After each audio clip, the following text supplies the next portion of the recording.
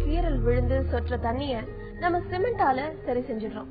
ஆனா மனசோ உறவோ கீறல் விழுந்து கண்ணீர் வடிஞ்சா அதை எப்படி சரி செய்ய முடியும்? பகிரப்படாத உணர்வுகள் என்னைக்குமே ஒரு சுமைதான். அந்த சுமையை குறைக்க, கண்ணீரை துடைக்க வேறொரு கை சில நேரம் தேவைப்படுது. சுமைகளை குறைக்க பாரங்களை பகிரலாம். மனதோடு பேசலாம் வாங்க. தொடர்பு கொள்ள 0443063294 0443042277.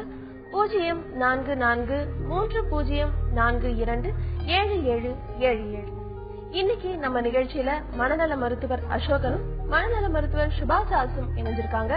ரொம்ப சந்தோஷம் நீங்க நிகழ்ச்சிக்கு வந்ததுக்கு. இன்னைக்கு மனதோடு பேசலாம்ல நம்ம கூட கும்பகோணத்துல இருந்து குமார் தொடர்புல இருக்காரு. வணக்கம் குமார். வணக்கம் மேடம். சொல்லுங்க குமார், நீங்க எதை பகிர்ந்துக்க போறீங்க? நான் 1 இயரா ஸ்ட்ரெஸ்ஸுக்கு மன அழுத்தத்துக்கு மாத்திரை சாப்பிட்டுருக்கேன். ஆக்ஸ்டார் 50. சரி. QT-Pin 50 mg சாப்பிட்டு இருக்கேன். அதுக்கப்புறம் QT-Pin 50 mg கொட்டி இப்ப QT-Pin 25 mg ஆக்ஸ்டார் XR 50 சாப்பிட்டு இருக்கேன். ஒரு சில நேரம் மைண்ட் ஒரு மாதிரியா டென்ஷனா ஒரு மாதிரி ஆயிடுது. இதுக்கு ஏதாவது டெஸ்ட் அது மாதிரி உண்டா அப்படின்னு டாக்டர் கேட்கணும்.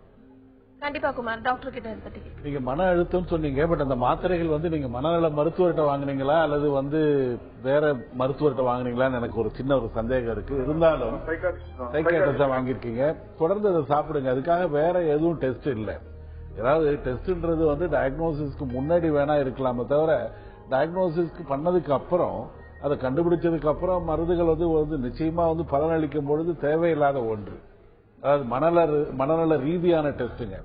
இந்த மாத்திரைகள் சாப்பிடும் பொழுது சில விளைவுகள் ஏற்படுதா இல்லையான்ற பாக்கிறதுக்காக 6 மாசத்துக்கோ அல்லது 8 மாசத்துக்கோ ஒரு தடவை ஒரு ரத்த டெஸ்ட் பண்ணலாம். கொஞ்சம் சுகர் வேல்யூ எப்படி இருக்கு, கொஞ்சம் லிவர் ஃபங்க்ஷன்ஸ் எப்படி இருக்கு, வேற ஹீமோகுளோபின் லெவல் எப்படி இருக்குன்ற மாதிரி கேட்கலாம்.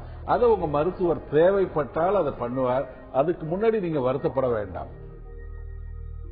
குமார், நீங்க உங்க மருத்துவரை அணுகினாலே இதுக்கு மேற்கொண்டு நீங்க என்ன பண்ணணும்னு அவர் உங்களுக்கு சொல்லுவாரு. அடுத்ததா கேரளால இருந்து ஹேமா நம்ம கூட தொடர்புல இருக்காங்க. வணக்கம் ஹேமா. வணக்கம் மேடம். சொல்லுங்க ஹேமா, நீங்க எதை பகிர்ந்துக்க போறீங்க? எங்க வீட்டுக்கு என் மேல ரொம்ப பாசமா நல்லா தான் இருக்குங்க. ஆனா நான் பாசமா இருக்குன்னு நினைக்கிறேன். என்னால இருக்க முடியல, ரொம்ப வருத்தமா இருக்கு. அப்புறம் எந்த இடத்துல சிரிச்சிருந்து கோவப்பட்டுட்டே இருப்பேன். எந்த ஒரு விஷயத்துக்குமே, சின்ன சின்ன விஷயத்துக்கு எல்லாத்தையும் கோவப்படுவேன். அப்புறம் அவரு கொஞ்ச நேரம் இல்லாம போனா வருத்தம், ஐயோ பேசிருக்க கூடாது வச்சிருக்கூடாது. குழந்தை பிள்ளையதும் அப்படித்தான், ஒரு பொய்யனும் பொண்ணு 2 பிள்ளையதும் அப்படித்தான் நடந்துக்குவேன். ஆனா அவங்க இப்ப ஹாஸ்டல் படிக்கிறாங்க. அவங்க போனதுல ரொம்ப வருத்தமா நினைச்சு கவலையா இருக்கும். ஐயோ நம்ம பேசிருக்க கூடாது பிள்ளைய அப்படின்னு ரொம்ப வருத்தப்படுறேன். ஆனா இந்த குணத்தை மாத்திக்கணும், இது நல்லது இல்ல இது அப்படின்னு சொல்லிட்டே இருப்பாரு வீட்டுக்காரு. ஆனா நானும் மாத்த ட்ரை பண்ணேன், என்னால முடியல. எவ்வளவு நாளா இப்படி கோபம் வருது ஹேமா? இப்ப கொஞ்சம் 4-5 வருஷத்துக்குள்ளதான். ஃபர்ஸ்ட் நல்லா தான் இருந்தேன், எந்த இதுவும் இல்லாம. இப்பதான். இதுக்காக நீங்க டாக்டரை பாத்தீங்களா ஹேமா? இல்ல யாருமே பாக்கவே இல்ல. நானா வருத்தப்பட்டுருவேன். ஆனா இப்ப உங்க நிகழ்ச்சியை பாத்துட்டு சரி உங்கள்கிட்ட கேட்கலாம் அப்படின்னு நினைச்சு. இத பத்தி நம்ம டாக்டர் கிட்ட கேட்கலாம் ஹேமா. சுபாச்சார். ஓகே, இவங்க நல்ல அன்பான கணவர், ரொம்ப பாசமா இருக்காரு, பிரியமா இருக்காரு. ஆனாலும் என்னை அறியாமல் நான் சில வேளை கோவப்பட்டுட்டு அதுக்கப்புறம் நான் வருத்தப்படுவேன். அதுக்காக ஐயோ நான் இவர்கிட்ட பேசியிருக்க கூடாதே, இவ்வளவு நான் கடினமா பேசியிருக்க கூடாதேன்னு வருத்தப்படுவேன் அப்படின்னு சொல்றாங்க. அதே மாதிரி பிள்ளைகள்கிட்டையும் நான் கோவப்பட்டுருவேன். ஆனா அதுக்கப்புறம் நான் வருத்தப்படுவேன். இப்ப என் பிள்ளைகள் கூட இல்ல, ஹாஸ்டல்ல இருக்கிறாங்க இப்போ அப்படின்னு சொல்லிட்டு அவங்களுக்கு பேசும்போதே அழுக வந்துருச்சு. சரி, அப்ப நீங்க ஒரு விஷயத்த நம்ம நடத்தையை மாற்றணும் அப்படின்ட்டு நீங்க நினைக்கிறீங்க. இந்த நினைக்கிறதே ஒரு நல்ல விஷயம். நான் ஒரு கோபக்காரியா இருக்கேன், சீக்கிரமா பேசிடுறேன். நீங்க அதை நினைச்சு உணர்ந்து அதை நான் மாத்தணும்னு நினைக்கும் போது அது உங்களுக்கு ஈஸியா வந்துடும். இனிமே என்ன செய்யுங்க, அந்த கோபம் நான் இரிட்டேட்டடா இருக்கேன் அப்படின்னு சொல்லிட்டு அந்த ஃபீலிங் உங்களுக்கு வர தெரியணும்.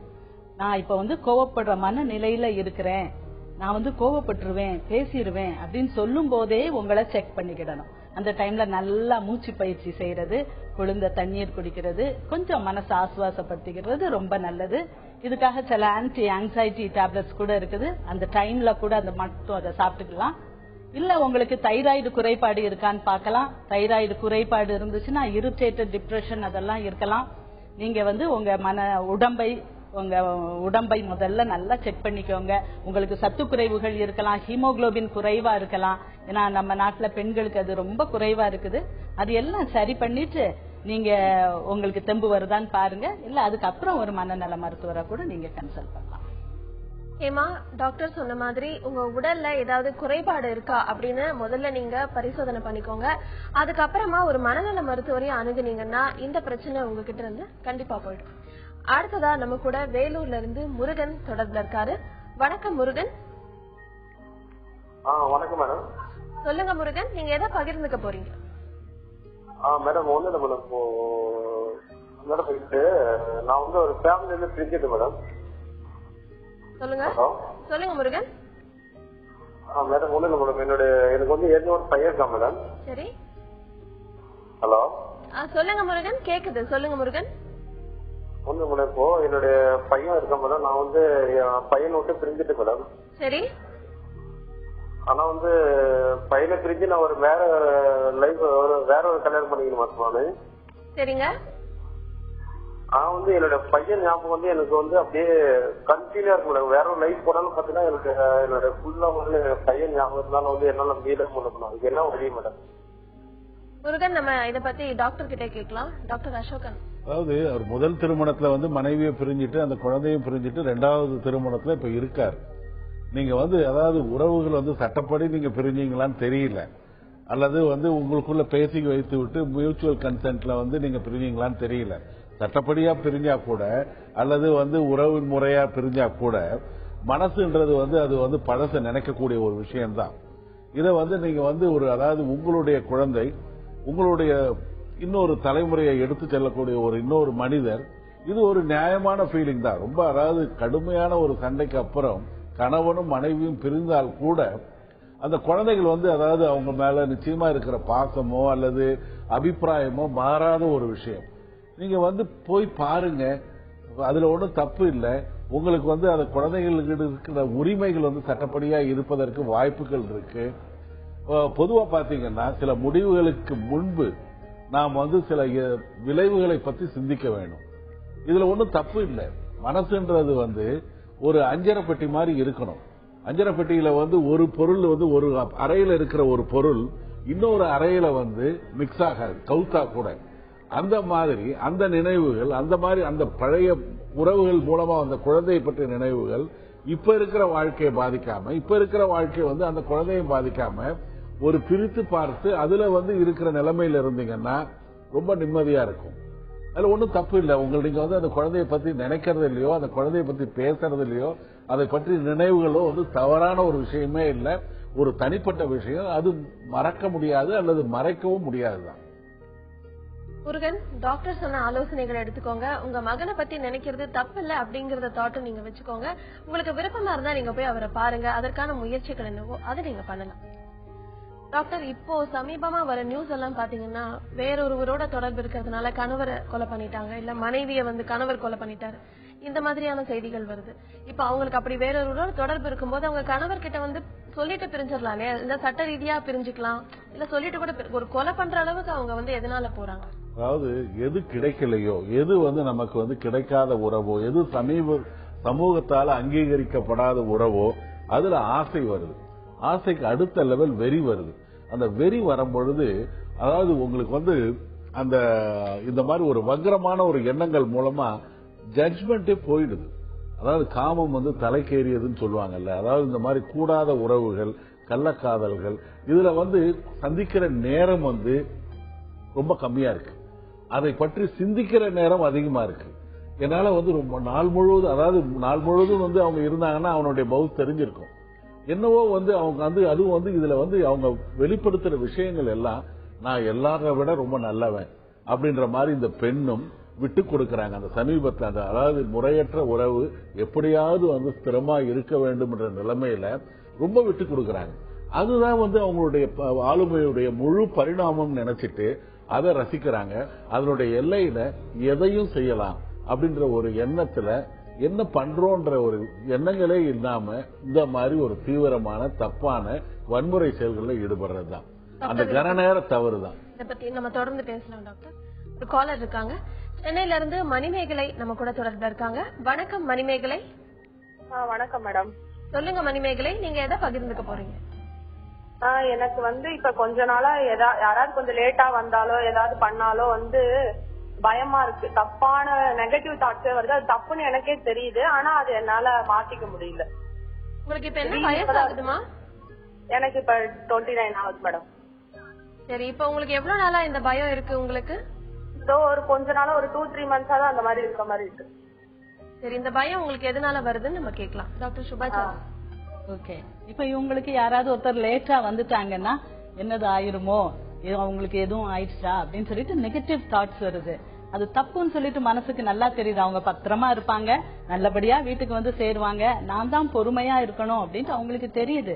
ஆனாலும் அவங்களால முடியாம, அதை அடக்க முடியாம ஒரு நெகட்டிவ் தாட்ஸ் வருது. சரி, இப்ப மனசு நெகட்டிவா ஓடுறது ரொம்ப ஈஸி. அது மனசு கொஞ்சம் பலவீனமா இருக்கும்போது அது எல்லாத்துக்கும் சகஜம். ஹஸ்பண்ட் குறித்த டைமுக்கு வரலன்னா, பிள்ளைகள் குறித்த டைமுக்கு வரலன்னா நம்ம மனசு பதட்டம் அடைவது ரொம்ப இயற்கை. அப்ப நம்ம என்ன செய்யலாம், அதுக்காக நம்ம ஒரு கொஞ்சம் கிளாரிஃபை பண்ணிக்கலாம். நம்ம போன் பண்ணி அவங்க ஃப்ரெண்டுகிட்டயோ இல்ல ஆபீஸ்க்கோ இல்ல அவங்க கணவருக்கோ ஒரு போன் பண்ணி எப்போ கிளம்புனீங்க, கிளம்ப லேட் ஆயிட்டா, எப்போ வருவீங்கன்னு சொல்லிட்டு ஒரு டென்டேட்டிவா கேட்டுக்கிடலாம். அந்த சொல்யூஷனை நம்ம இந்த டைம்ல நீங்க எனக்கு ஒரு மெசேஜ் அனுப்பிடுங்க அப்படின்னு சொல்லிட்டு அதை ஒரு பழக்கப்படுத்திக்கிடலாம். அதுக்கப்புறம் நம்ம மனசுக்கும் அதாவது ஒரு டிசிப்ளின் வேணும். லேட் ஆயிடுச்சுன்னா நான் உடனே பயப்பட மாட்டேன், உடனே நான் கவலைப்பட மாட்டேன், நான் பொறுத்திருப்பேன், எப்பவும் வந்துருவாங்க, அதனால நான் பொறுத்திருப்பேன் அப்படின்னு சொல்லிட்டு மனசை தெம்பாக்கணும். எப்பவும் இப்படி நினைச்சு பழகணும்னா அதுக்கப்புறம் அந்த சர்க்கியூட்லயே நம்ம பிரெயின் திங்க் பண்ண ஆரம்பிக்கும். அதை நம்ம ஸ்ட்ராங் ஆகக்கூடாது. அப்போ அவங்க நெகட்டிவ் தாட்ஸ், இது நெகட்டிவா தாட் போகுது இல்ல அப்படின்னு சொல்லி புரிஞ்சுக்கிட்டு நம்ம இல்ல அவர் நல்லா இருப்பாரு, நல்லா வீட்டுக்கு வந்துகிட்டு இருப்பாரு, நான் அவரோட நல்லா சந்தோஷமா இருப்பேன் அப்படின்னு சொல்லிட்டு சந்தோஷமான நினைவுகளால் அந்த நினைவுகளை நம்ம அதை அமுக்கி இதை நம்ம நினைக்கும் போது திருப்பி சந்தோஷமா நேரத்தை செலவழிக்கும் போது இல்ல ஆக்கப்பூர்வமான வேலைகளில் ஈடுபடும் போது, சரி ஹஸ்பண்ட் வந்துருவாரு, அவர் வந்தாருன்னா அவருக்கு சமைச்சு வைக்கணுமே, பிள்ளை வருவான் பசியோட, அவனுக்கு என்ன செய்யலாம் அப்படின்னு சொல்லிட்டு நீங்க உங்க டைமை ஒரு ஆக்ஷன்ல ஒரு நல்ல பிஹேவியர்ல உங்க டைமை செலவிடும் போது அது தன்னால அப்படியே மட்டுப்படும். மணிமேகலை, நீங்க இந்த நெகட்டிவ் தாட்ஸை விட்டுட்டு எதுவும் கெட்டதா நடக்காது அப்படின்ற மாதிரி பாசிட்டிவ் தாட்ஸ் வச்சுக்கோங்க. டாக்டர் சொன்ன மாதிரி உங்களுக்கு பிடித்தமான விஷயங்கள்ல நீங்க உங்களை ஈடுபடுத்திக்கோங்க. அடுத்ததா ஆலங்குடியில இருந்து ராமச்சந்திரன் நம்ம கூட தொடர்புல இருக்காரு. வணக்கம் ராமச்சந்திரன். வணக்கம் மேடம். சொல்லுங்க ராமச்சந்திரன், நீங்க எதை பகிர்ந்துக்க போறீங்க? வணக்கம் மேடம். நான் மனப்பதட்டத்துக்காக பென்னஜிப் அப்படின்னு சொல்லி பென்னஜிப் 12.5 அப்படிங்கிற ஒரு டேப்லெட் கொடுத்துருக்காங்க. சரி, இந்த டேப்லெட் 2 இயர்ஸ் எடுத்துக்கிட்டு இருக்கேன் மேடம். சரிங்க. இந்த டேப்லெட் 2 இயர்ஸ் எடுத்துக்கிட்டு இருக்கேன். இந்த டேப்லெட் அதிகபட்சம் நம்ம எவ்வளவு நாள் எடுத்தாலும் இந்த டேப்லெட்டும் நிரோபியான் போர்ட் அப்படின்னு சொல்லி 2 சாப்பிட சொல்லிருக்காங்க மன பதட்டத்துக்கு. சரி, இது சாப்பிடறதுனால ரெகுலரா சாப்பிடறதுனால ஒன்னும் சைடு எஃபெக்ட் வராதுங்களாங்கிற ஒரு சந்தேகம் ஒண்ணு. இன்னொன்னு, சில நேரங்கள்ல இந்த ஹார்ட் பீட் அதிகமா இருக்கிற நேரத்துல நம்ம சில நேரங்கள் இருக்கிறது குறைஞ்சிருக்கு, இந்த மாத்திரை குறைஞ்சிருக்கு. இந்த மாத்திரையினால சைடு எஃபெக்ட் வருமா, மாத்திரையில வெறும் வயிற்றுல காலையில போட்டுக்கலாமா அப்படிங்கறது ஒண்ணு. இன்னொன்னு இந்த ஹார்ட் பீட் அதிகமாகிறதுனால ஹார்ட் எதுவும் ப்ராப்ளம் ஆகுமா அப்படிங்கிறது, அடிக்கடி வேகமா இருதயம் பிடிக்கிறதும் அப்புறம் நார்மல் வர்றதும் இந்த மாதிரி ஒரு இது இருக்கிறது நாளடைவுல ஹார்ட் எதுவும் ப்ராப்ளம் வருமாங்கிறது 100% இது உங்களுக்கு எந்த பிரச்சனையும் ஏற்படாது. பொதுவா பாத்தீங்கன்னா எல்லா மருந்துகளுக்கும் ஒரு ஆக்ஷன் இருக்கு, ஒரு ரியாக்ஷன் இருக்கு, ஒரு சைடு எஃபெக்ட் இருக்கு. இந்த மருந்துகள் உங்களுடைய பதட்டத்தை தனித்து கொண்டு இருக்கு. கூட ஒரு வைட்டமின் மாத்திரை மாதிரி ஒன்று நியூரோபயான் போட்டு சாப்பிடுறீங்க, அப்சல்யூட்லி இந்த பிரச்சனை வராது. ஆனா நீங்க சமயத்துல உங்களுக்கு ஹார்ட் பீட் அதிகமாகுதுன்றது ஒரு சாதாரண நிகழ்வு தான். ஒரு படிக்கட்டுல மேல ஏறி போகும்பொழுது நமக்கு நிச்சயமா இதய துடிப்பு அதிகமாகும். ஒரு ஹாரர் சீன் ஒரு திரைப்படத்தை பார்க்கும் பொழுது ஒரு இதுவா இருக்கலாம், அல்லது ஒரு பொண்ணு கிட்ட பேசுறதுக்கு முன்னாடி, பொண்ணு பாக்குறதுக்கு முன்னாடி, அல்லது முதலா எக்ஸாம் கொஸ்டின் பேப்பர் நமக்கு கொடுக்கறதுக்கு முன்னாடி என்ன மாதிரி கேள்வி வந்திருக்குமோன்ற மாதிரி அந்த நேரத்துல கூட ஒரு ஹார்ட் பீட் அதிகமாகலாம், பதட்டம் அதிகமாகலாம். ஏன் அந்த கொஸ்டின் பேப்பரை விடைத்தாள திருத்தர ஆசிரியருக்கு கூட சில சமயத்துல என்ன இந்த மாதிரி எழுதியிருக்கான்ற ஒரு இதய துடிப்பு அதிகமாகலாம்.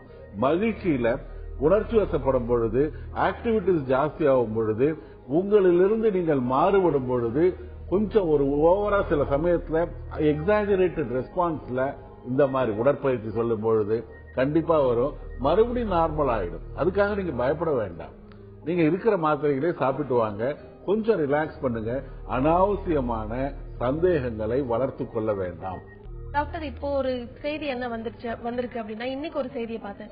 அதாவது பரீட்சை பேப்பர்ல வந்துட்டு என்னை எப்படியாவது பாஸ் பண்ணி விட்டுருங்க அப்படின்னு எழுதினது போக அதுல சில ஸ்டூடெண்ட்ஸ் வந்து காசு வச்சிருக்காங்க 500,000 அந்த மாதிரி. அப்ப இந்த ஸ்கூல் படிக்கிற வயசுல அவங்களுக்கு இந்த மாதிரியான தாட்ஸ் எதனால வருது டாக்டர்? அதாவது யூஸ்வலா பாத்தீங்கன்னா வந்து மனிதர்கள் வந்து சூழ்நிலை பார்த்து கற்றுக்கொள்ளுகிறார்கள்.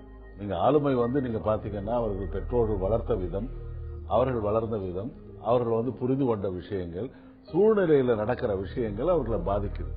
இப்ப இருக்கிற தலைமுறைகள் வந்து, அதாவது போன தலைமுறையில அந்த சம வயது உள்ள குழந்தைகளை வந்து கம்பேர் பண்ணும்பொழுது இவங்களுடைய டெவலப்மெண்ட் அவேர்னஸ் வந்து ரொம்ப பினாமினல். முன்பெல்லாம் வந்து ஒரு விஷயம் கெட்டு போறதுக்கு ஒரு நண்பர்கள் குழாம் தேவைப்பட்டது. அடுத்த நண்பர்கள் மூலமா தான் நல்ல விஷயமோ கெட்ட விஷயமோ புரிந்து கொள்ள முடிந்தது. ஒரு புகைப்பழக்கமோ அல்லது மது அருந்தும் பழக்கமோ அல்லது வேறு ஒரு தவறான ஒரு நடத்தைகளுக்கு ஒருத்தர் காரணமா இருந்தாங்க. ஆனா இப்ப அந்த மாதிரி சொல்ல முடியாது. நண்பர்களே இல்லாமல் வெறும் வீட்டிலே இருந்து கொண்டு இணையம் வந்து அந்த நண்பர்கள் குழாம் மாதிரி தவறான செய்திகளையும் பரப்புது. இது வந்து நீங்க வந்து ஊடகங்கள் வந்து இருக்கு, நிச்சயமா வந்து புறத்தே நடக்கும் நிகழ்வுகள் வந்து அவனுக்கு பாதிக்குது. இதுதான் போல இருக்கு, இது பண்ணா வந்து ஒரு திரைப்படத்துல வந்து ஒரு தவறான செய்தி வந்து சீக்கிரம் சென்றடையும். ஒரு நல்ல செய்தியை விட அதாவது பாத்தீங்கன்னா மனிதன் வந்து நாயால் கடிக்கப்பட்டான்றதை விட நாய மனுஷன் கடிச்சான்னா அது பெரிய செய்தியா சென்சேஷனா போய் சேருது. எதிர்மறையான விஷயங்கள் சீக்கிரம் வந்து ஈர்க்கப்படுது. அது வந்து நிச்சயமா வந்து வெளியிருக்கும் புறத்தே இருக்கும் நிகழ்வுகள் வந்து அவனை பாதிக்கிறதால இந்த மாதிரி செயல்கள்ல ஈடுபடுறாங்க. அடுத்ததா நம்ம கூட திருவள்ளூர்ல இருந்து ஓவியா தொடர்புல இருக்காங்க. வணக்கம் ஓவியா. Good evening ma'am.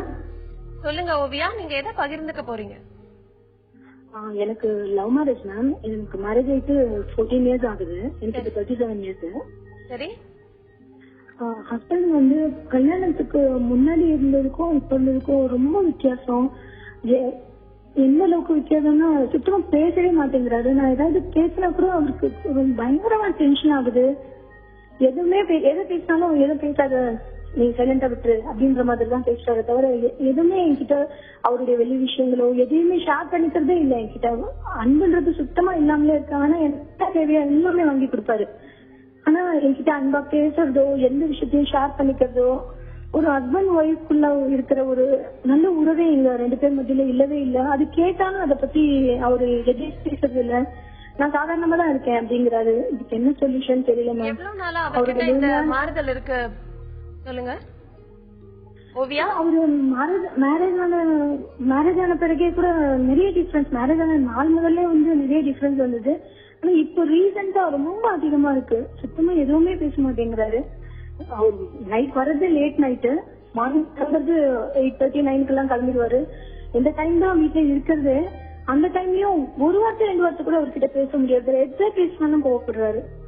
அவர்கிட்ட எந்த விஷயத்தையுமே நான் ஏதாவது சொன்னா கேட்டு போற தவிர ஆனா அவர் எதுவுமே நான் கொஸ்டின் கேட்கவே கூடாது, எந்த விஷயத்தையுமே கேட்க கூடாது அப்படிங்கிறாரு. சொல்லுங்க ஓவியா, அன்பா நான் எப்படி போறதுன்னு தெரியல மேம். சரி ஓவியா, இத பத்தி நம்ம கேட்கலாம் டாக்டர் கிட்ட. டாக்டர் சுபாஜா. அதாவது கணவர் நல்லா வச்சுக்கிறாரு, உங்களை அன்பா பாத்துக்கிறாரு, உங்களுக்கு வேண்டிய தேவை எல்லாத்தையும் செய்யறாரு, ஆனால் பேச மாட்டேங்கிறாரு. அதான் இவங்களுக்கு மனசுல ரொம்ப வருத்தமா இருக்கு.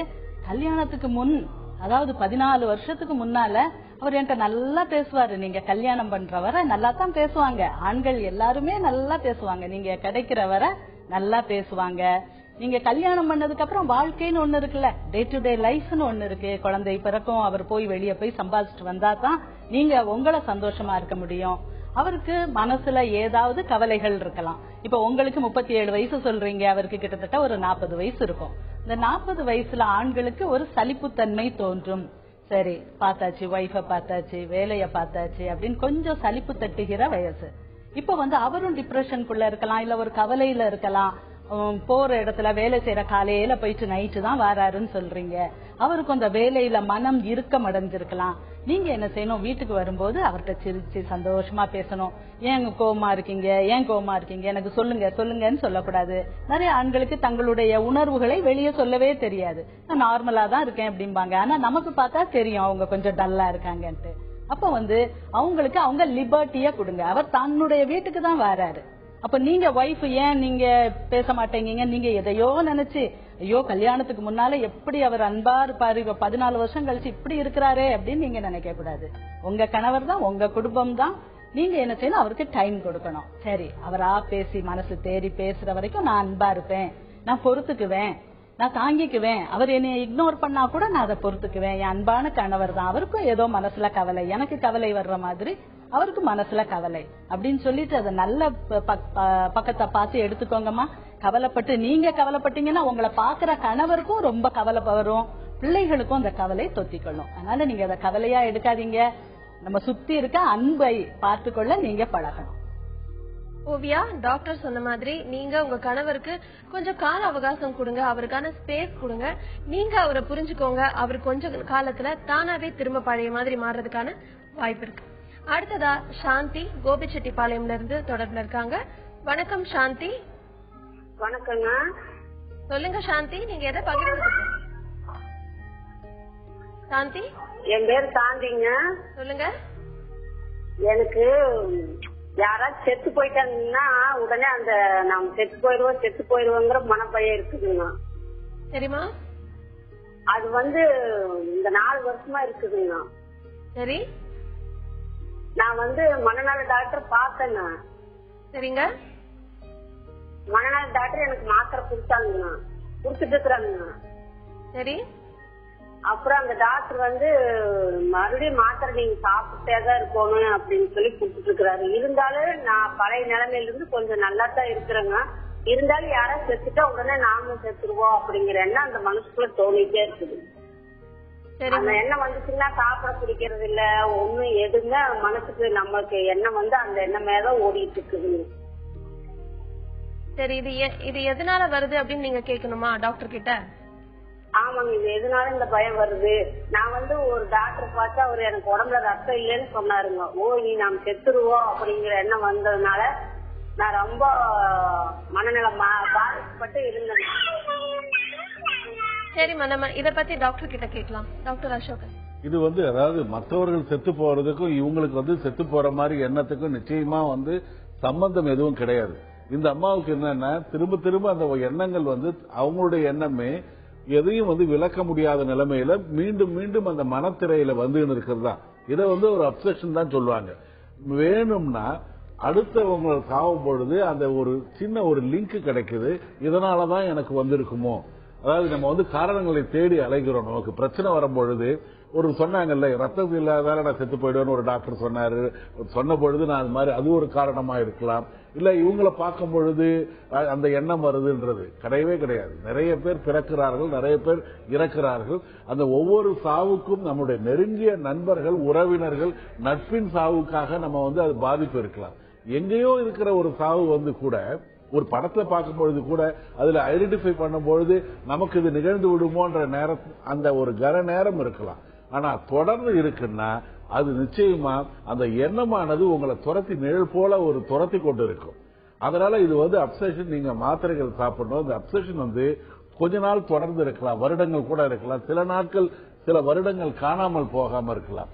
வேணா தத்துவ ரீதியா ஒருவர் இறக்கும் பொழுது நாமும் இறந்து விடுவோம்ன்ற நினைப்பு நமக்குள்ள இருந்ததுன்னா வாழ்க்கையில நம்ம நடக்கிற பாதையை கொஞ்சம் சீர்த்தம் செய்து கொள்ளலாம். அது வேணா நான் சொல்லுவேன்.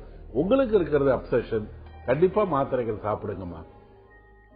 சாந்தி, டாக்டர் சொன்ன மாதிரி இப்ப நீங்க மாத்திரைகள் எடுத்துக்கிறதா சொன்னீங்க. தொடர்ந்து அந்த மாத்திரைகளை எடுத்துக்கோங்க. இன்னும் கொஞ்ச காலத்துல உங்களுக்கு இருக்கிற இந்த குறை நீங்கிறதுக்கான வாய்ப்பு இருக்கு. அடுத்ததா சென்னையில இருந்து மாரியப்பன் நம்ம கூட தொடர்புல இருக்காரு. வணக்கம் மாரியப்பன்.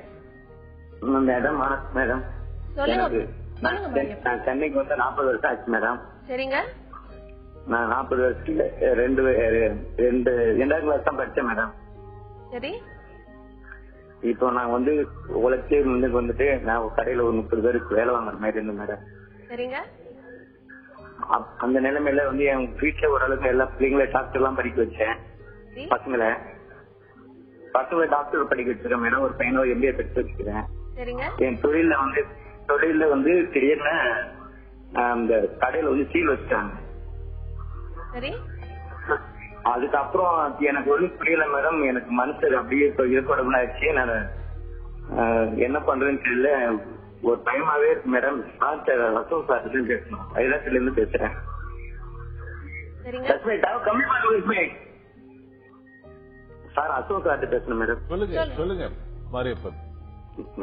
சார் நான் வந்து ரொம்ப கஷ்டப்பட்டு முன்னுக்கு வந்தேன் சார். எனக்கு கடவுள் புண்ணியத்துல நல்ல வசதி எல்லாம் பண்ணிக்கிட்டேன் சார். சொல்லுங்க. அதுக்கப்புறம் நான் வேலைக்கு வேலை வச்ச ஆளுங்க நல்லா இருந்தேன் சார். நான் வந்து ஒரு வேலை செய்யும்போது ஆளுங்க வச்சு வேலை கொடுத்தேன் சார். திடீர்னு வந்து அபிநயமா திடீர்னு வந்து என் கடையை லாக் பண்ணிட்டாங்க சார். ஷார்ட். என்ன காரணம்? காரணம் என்ன, பிளான் வாங்கல அப்படின்னா நான் செய்யும்போது பிளான் ஆல்ரெடி பழைய பில்டிங் தான் நான் வாங்கியிருந்தேன். நான் வாடகைக்கு போயிருந்தேன். வாடகை போயிட்டு சொந்தமா வாங்கினேன். சொந்தமா வாங்கி 5 வருஷம் ஆச்சு. கடையில் நல்ல வியாபாரம் பண்ணியிருந்தேன், நல்லா பண்ணிட்டு இருந்தேன். நான் படிக்க தெரியாதனால எனக்கு அந்த எழுத்தெல்லாம் அதிகாரியும் சொன்னாங்க. படிக்கிறதுனால திடீர்னு வந்து செயல் வச்சோடனே எனக்கு ஒன்றும் முடியல. அப்புறம் கோர்ட் வெக்கேஷன் லீவ் ஆயிடுச்சு. அந்த வெக்கேஷன்ஸ்ல போயிட்டு பார்க்கும்போது எனக்கு ஒன்றும் புரியல மேடம். அது புரியல சார். அதுல இருந்து எனக்கு இது வரைக்கும் நான் டாக்டர்ஸோ எங்கேயும் போகல, மருந்து மாத்திரை சாப்பிடல, நல்லா இருக்கு. இப்ப என்னதான் என்னால என்ன பண்ணிடுமோ பயமா இருக்கு சார். நீங்க தான் உங்க மனசாக சொல்லுவோம். உங்களாலதான் நான் அதாவது நீங்க வந்து இவ்வளவு நாள் வந்து வாழ்க்கையில நீங்க முன்னேறியதற்கும் மற்றவர்களை முன்னேற்றுவதற்கும் காரணமா இருந்த அந்த வியாபாரம் வந்து அந்த கடை வந்து சரிவர ஒரு பிளான் இல்லாததால கொஞ்சம் பாதிக்கப்பட்டிருக்கீங்க திடீர்னு. இது வந்து நீங்க சட்ட ரீதியாவே நீங்க வந்து இதுக்கு நிவாரணம் பெறலாம். முதல்ல வந்து பாத்தீங்கன்னா ஒரு செட்பேக், இது வந்து ஒரு நிச்சயமா வந்து ஒரு தேங்கி இருக்கும் தண்ணீர்ல ஒரு கல்லை வந்து செலுத்தினா அதுல வந்து அதிர்வலைகளை ஏற்படுத்துற மாதிரி ஒரு மனச பாதிப்புக்கு கண்டிப்பா உள்ளாக்கி இருக்கு. நீங்க ஒரு மருத்துவரை பாருங்க மாரியப்பன். முதல்ல தூங்குங்க. 2வது அந்த பதட்டம் போகட்டும். 3வது உங்களுடைய இன்செக்யூரிட்டிக்கு டெட்ரிமெண்டலா இருந்த அந்த ஒரு கான்ஃபிளிக்ட் கொஞ்சம் வந்து தெளிவா தெரியும். நீங்க அதாவது நம்ம வந்து ரியாக்ட் பண்ணும் பொழுது நம்மளுடைய பிரச்சனையுடைய விஸ்தீரணம் என்னன்னு தெரியாத அளவுக்கு நம்ம ஓவரா ரியாக்ட் பண்ணிடுவோம். அதற்கு வந்து வேண்டிய தீர்வுகள் இருக்கும், நிவாரணங்கள் இருக்கும். ஆனா நம்மளுடைய பயமானது என்ன செஞ்சிடும், இதுக்கு அவ்வளவுதான் போல இருக்கு, இதுக்கு தீர்வே இல்லைன்ற ஒரு நிலைமைய நம்மளுடைய காக்னிஷனை மாத்திரும். முதல்ல தூங்குங்க, பதட்டம் குறைங்க, ஒரு மருத்துவரை பாருங்க, உங்களுடைய உறவினர்களை பாருங்க, நல்ல ஒரு வக்கீலை பாருங்க. மருத்துவர் வக்கீல் 2 பேரும் உங்களுக்கு வேண்டிய நிவாரணங்களை கண்டிப்பா கொடுப்பாங்க. மறுபடியும் நீங்க இழந்ததை மீண்ட சொர்க்கமா ஆக்கலாம். பயப்படாதீங்க. அடுத்ததா திருப்பத்தூர்ல இருந்து சுப்புலட்சுமி நம்ம கூட தொடர்புல இருக்காங்க. வணக்கம் சுப்புலட்சுமி. மேடம் வணக்கம் மேடம். சொல்லுங்க சுப்புலட்சுமி, நீங்க எதை பகிர்ந்துக்க போறீங்கம்மா? மேடம் எனக்கு வயசு 45. சரிங்க. என்னோட மகனுக்கு வயசு 28 மேடம். சரி. தம்பிக்கு கல்யாணம் பண்ணணும்னு நினைச்சேன் மேடம். சரிம்மா. அந்த பையன் வந்து 28 வயசு எழுதி நல்ல விதமாத்தான் மேடம் எல்லாம் செஞ்சா வச்சா எல்லாம் பண்ணுனேன். சரி. மேரேஜுக்கு அரேஞ்ச்மெண்ட் பண்ணேன் மேடம். அப்பம்போது சொன்னா 28 வயசு எழுதி வளர்த்ததாக்கி பெண் பார்த்து நல்ல விதமா கட்டிக்க கூடாதான்னு கேட்டேன் மேடம். சரி. அத நம்பி நான் பொண்ணெல்லாம் பார்த்தேன் மேடம். கடைசி தருவாயில வந்து மதர் பண்ண ஆரம்பிச்சிட்டேன் மேடம். சரிம்மா. அப்புறம் தான் மேடம் எனக்கே தெரியும் இத வந்து இந்த மாதிரி லவ் பண்றேன் அப்படிங்கறது தெரியும் மேடம். அந்த மாதிரி சொல்லிட்டு வீட்டை விட்டு வெளியில போயிட்டேன் மேடம். அந்த இதை என்னால தாங்கிக்க முடியும். அந்த இதுல இருந்து என்னால இன்னும் வீண்டு வர முடியல மேடம். அவன் போயிட்டான் என்னை விட்டுட்டு. நீ வார்த்தை பிள்ளைகிட்ட எப்படி நான் வாழுவேன், என்னால வாழ முடியாது அப்படின்னு சொல்லிட்டு போயிட்டான் மேடம். என்னால அத வந்து ஜீரணிக்க முடியல. அத அந்த மாதிரி சொல்லிட்டு அந்த மாதிரி சட்டையில இருந்து எல்லாமே நம்மளே எடுத்து கொடுத்து பண்ணிட்டேன். கடைசியில நீ பார்த்த உடனே நான் எப்படி வாழுவேன் அப்படின்னு சொல்லி கேட்கும்போது அந்த மனசு உடஞ்சி போச்சு மேடம். என்னால இன்னும் ஈடு கட்ட முடியல. அதுல இருந்து நான் எப்படி வெளியே வரணும்னு மட்டும் சொல்லுங்க மேடம். கவலைப்படாதீங்கம்மா, உங்களோட வருத்தம் நிச்சயமா புரியுது. நம்ம டாக்டருக்கு கிட்ட இதுக்கு என்ன ஆலோசனை வழங்குறாங்கன்னு கேட்கலாம். டாக்டர் சுபாச்சா. சரி அம்மா, நீங்க வளர்த்தீங்க பையனை, நல்லா வளர்த்தீங்க, இவ்வளவு ஆசையா வளர்த்திருக்கீங்க. 28 வயசாயிடுச்சு. அவருக்குன்னு ஒரு பொண்ணு தேடும் போது நான் இன்னொரு பிள்ளைய நேசிக்கிறேன், இந்த பிள்ளைய கல்யாணம் பண்ண விரும்பலன்னு சொல்றாரு. அவ்வளவுதானே? சரி அப்படின்னு சொல்லிட்டு வீட்டை விட்டு வெளியேறி போயிட்டாரு. சரி, மனசு உங்களுக்கு கவலைப்படும். ஆனா நீங்க தானே அம்மா, அவர் எப்படி உங்களை தேடி வரதானே செய்வாரு. நீங்க உங்களுடைய ஆசைகளை கொஞ்சம் அடக்கி வச்சுட்டு அவருடைய ஆசைப்படுற மாதிரி 28 வயசு பையன் அவர் ஒரு பொண்ணை நேசிக்கிறாரு, நீங்க மத்ததெல்லாத்தையும் நீங்க அதை பொறுத்து கொண்டு அந்த பையனுக்கு நீங்க கல்யாணம் பண்ணி வச்சிட வேண்டியதானம்மா. அவர்கிட்ட நீங்க சொல்லுங்க, பேசுங்க, அவர் செல்போன் இருக்கும் உங்கள்கிட்ட, கூப்பிட்டு பேசுங்க. அம்மா உன்னைய நினைச்சு நான் வருத்தப்பட்டுட்டு இருக்கேன், கவலைப்படுறேன், நீ வா. வாழ்க்கையில நம்ம சந்தோஷமா இருக்கிறது தான் முக்கியம். மத்த பெருமைகளை எல்லாம் நம்ம தூக்கி பிடிக்கணுங்கிறது கிடையாது. சரியா? நம்ம சந்தோஷமா ஃபீல் பண்ணணும், நம்மளை சுத்தி உள்ளவங்க நல்லா சந்தோஷமா ஃபீல் பண்ணணும், அதுதான் முக்கியம். நீங்க உங்க பையனுக்கு போன் பண்ணுங்க, வர சொல்லுங்க. நம்ம அந்த பொண்ணை அவர் பார்த்து வச்சிருக்க பொண்ணை எப்படி இருக்கான்னு சொல்லி போய் பாருங்க. அது உங்களுக்கு நல்லபடியா இருக்கும். பையனும் ரொம்ப சந்தோஷமா இருப்பாரு. ஓகே சுபலட்சுமிமா, டாக்டர் சொன்ன மாதிரி நீங்க உங்க மகன் கிட்ட பேசுங்க, அவருடைய விருப்பத்தை நீங்க ஏத்துக்கிறதாவும் சொல்லுங்க. அப்ப நிச்சயமா அவர் உங்க கூட சேர்ந்துருவாரு. அடுத்ததா நம்ம கூட ஹோசூர்ல இருந்து சாந்தி தொடர்புல இருக்காங்க. வணக்கம் சாந்தி. வணக்கம் டாக்டர். சொல்லுங்க சாந்தி. தூக்கமே வரமாட்டேங்குது, வீட்டுக்காரர்கிட்ட பிள்ளைட்டு கோவப்படுறேன் அதிகமா. சரிமா. இந்நேரம் வீட்டுல எந்நேரமும் சண்டையா போடுறது, ஏதாவது சொன்னா கோவப்படுறேன் நானு. அப்புறம் மாமியா ஏதாவது சொன்னா கோவப்படுறேன் நானு. என் மனசு தூக்கம் வர முடியும். எங்க அம்மா 2 மாசத்துக்கு முன்னாடி இறந்துட்டாங்களா, அதே நினைப்பாவே இருக்கு எனக்கு. தலைவலி வேற அப்பப்ப வருது. அதான் டாக்டர் கேட்கலான்ட்டு. உங்களுக்கு என்ன வயசு ஆகுது சாந்தி? எனக்கு 40 வயசு ஆகுது. சரிம்மா, நம்ம இத பத்தி டாக்டர் கிட்ட கேட்கலாம். அம்மா இறந்து எவ்வளவு நாள் ஆகுதுமா? அம்மா 2 மாசம் ஆச்சு.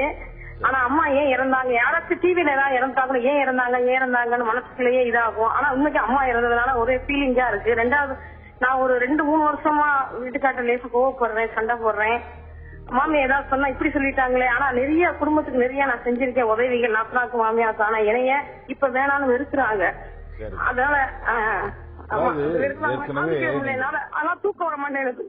அதாவது இப்போ நீங்க சில உறவு முறைகள்ல பிரச்சனைகள் இருக்கு. ரெண்டாவது, அம்மா நீங்க இழந்திருக்கீங்க, 2 மாசம் தான் ஆயிருக்கு. அந்த கிரீஃப் ரியாக்ஷன் சொல்லக்கூடிய ஒரு துக்ககரமான ஒரு விஷயத்துல இந்த மாதிரி தூக்கம் இல்லாமல் இருப்பது எல்லாருக்குமே ஏற்படக்கூடிய ஒன்றுதான். ஒரு இழப்பு இருக்கும் பொழுது ஒரு 6 மாதம் எல்லா மனிதர்களுக்கும் சரியா சாப்பிட முடியாது, அது சரியா தூங்க முடியாது, ஒரு எனர்ஜி லெவல் இருக்காது. அந்த இறந்தவங்களுடைய நினைவு வரும். அவங்க கூட சில பேருக்கு அது ரொம்ப நெருங்கிய உறவுடைய இழப்புல அவங்களோட பேச்சு குரல் கேட்கலாம், அவங்க நிக்கிற மாதிரியே இருக்கும். இந்த மாதிரி எல்லாம் அந்த கிரீஃப் பீரியட்ல இருக்கும். ஆனா உங்களுக்கு கொஞ்சம் முன்னாடியாவே பிரச்சனைகள் இருந்திருக்கு. அதாவது யார்கிட்டயுமே சரிவர ஒரு இன்டர்பர்சனலா இருக்க முடியல, மாமியார்ட்ட கோவம் வருது, வீட்டுக்கார்ட்ட கோவம் வருது, ஒரு சரியான ஒரு தூக்கம் இல்லாம இப்ப இந்த நிகழ்வு வேற கொஞ்சம் அதை அதிகப்படுத்தி இருக்கு.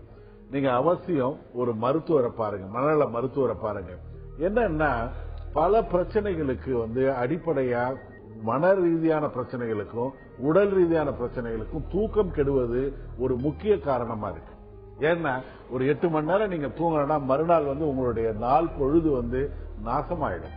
ரெண்டாவது, ஒரு மன வருத்தம் இருக்கலாம், அல்லது ஒரு ஸ்ட்ரெஸ் டாலரன்ஸ், அதாவது பிரச்சனைகளை எதிர்கொள்ளக்கூடிய பக்குவத்தின் அளவு குறைந்து இருக்கலாம், அல்லது ஒரு மன எழுச்சி நோயுடைய முகவுரையா இருக்கலாம், அல்லது ஒரு கான்ஃபிளிக்ட், ஒரு திரும்ப திரும்ப ஒரு வெறுப்பா அடிக்கடி ஒரு எதிர்மறையான நிகழ்வுகள் நடக்கும் பொழுது ஒரு எலாஸ்டிசிட்டி போற மாதிரி இருக்கலாம்.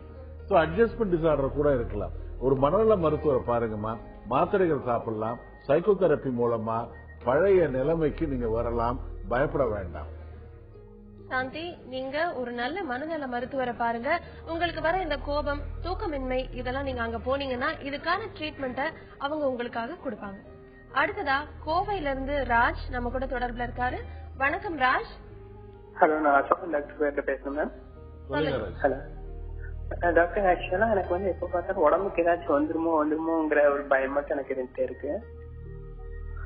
ஹலோ சொல்லுங்க. இல்ல, எனக்கு இந்த ஒரு பிரச்சனை தான். ஆக்சுவலா மத்த எல்லா இதுலயும் நான் ஸ்டெடியா இருக்கேன். பட் உடம்பு நினைச்சுன்னா எனக்கு ஏதாச்சும் வந்துருமா இந்த ஒரு பயம் மட்டும் எனக்கு இருந்துட்டே இருக்கு. சோ இதுல இருந்து எப்படி எனக்கு வெளியே வருதுன்னு தெரியல. அடிக்கடி டாக்டர் பாக்குறீங்களா? ஆமா சார். ஒவ்வொரு டாக்டரா பார்த்து அவருக்கு திருப்தி இல்லாம இன்னொரு டாக்டர்கிட்ட போறீங்களா? ஆப்வியஸ்லி. அதாவது எனக்கு தெரிஞ்ச சில பெண்கள் என்ன பண்ணுவாங்க, இந்த தீநகருக்கு புடவை வாங்குவேன்னு போவாங்க. நல்ல டிசைன் எல்லா டிஸ்கஷன் ஒரு 4 பேர் டிஸ்கஸ் பண்ணிட்டு புடவையே வாங்க மாட்டாங்க. எல்லா கடைகளுக்கும் சென்று டிசைன்லாம் பார்த்துட்டு பிடிக்கலன்னு சொல்லிட்டு வந்துருவாங்க. ஒரு சில பேர் வந்து வெளியில வந்து இந்த விண்டோ ஷாப்பிங் மட்டும் பண்ணிட்டு வருவாங்க. கிட்டத்தட்ட இந்த மாதிரி நிலைமையில இதை டாக்டர் ஷாப்பிங் சொல்லுவோம். காரணமே இல்லாமல் நமக்கு ஏதோ உடம்புல வந்து தீராத பிரச்சனை இருக்குன்னு நினைத்து கொண்டு ஒரு பொது மருத்துவர் அல்லது சிறப்பு மருத்துவர், தலைவலினா ஒரு நியூராலஜிஸ்ட், வயிறு வலினா ஒரு கேஸ்ட்ரோஎன்ட்ராலஜிஸ்ட், அல்ல இங்க கொஞ்சம் இதுவா இருந்ததுன்னா ஒரு ஹார்ட் ஸ்பெஷலிஸ்ட், இது மாதிரி ஒவ்வொரு டாக்டர் கிட்ட போவாங்க. அவர்கள் மருந்து மாத்திரை சாப்பிடுவாங்க. அதுல வந்து சரியாகாது. இவங்களே டாக்டர் கிட்ட சஜஸ்ட் பண்ணுவாங்க, சார் ஏதாவது புதுசா ஒரு டெஸ்ட் இருந்தா ஏதாவது பண்ணுங்களா சார், கண்டுபிடிக்கலாம் சார், கொலம்பஸ் மாதிரி ஏதாவது கண்டுபிடிக்க முடியாத ஏதாவது பிரச்சனை இருக்கான்னு. இதை வந்து எல்லாத்தையும் அந்த இன்வெஸ்டிகேஷன் வந்து பெருமையா அப்பாவுடைய பத்திரம் மாதிரி வச்சுப்பாங்க. கடைசியா மனநல மருத்துவத்தை வருவாங்க. வருமுன் காப்போம்னா நல்ல விஷயம், வராத பொழுது நமக்கு இருக்குன்னு நினைத்து கொண்டு அதை வந்து கஷ்டப்பட்டு, இதுல வந்து வியாதின்றது கிடையாது.